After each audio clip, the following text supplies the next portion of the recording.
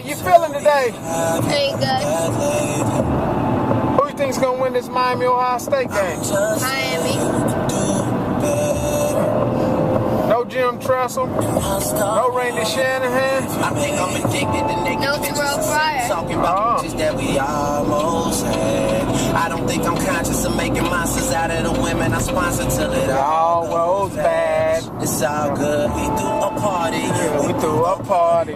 Just came over. Yeah, we You threw a party, Tony? I was just calling because they were just leaving. With Miami. Please don't have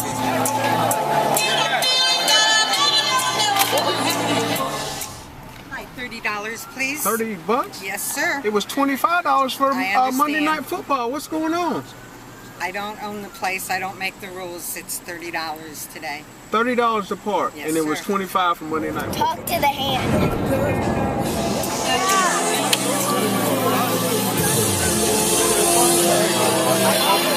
How much it is to get tickets? I get it. $60. 60? Are you recording me? 60 where at?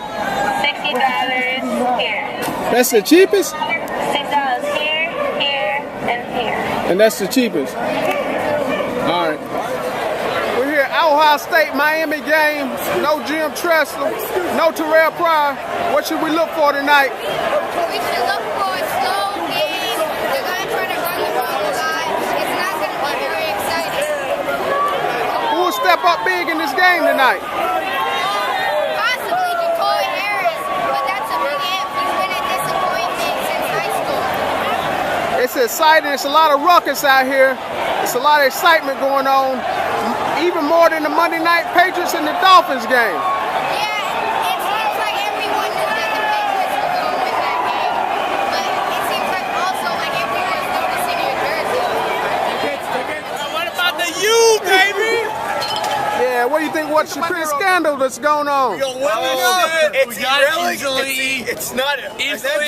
We got it like 20. $30 a part, $50 a ticket.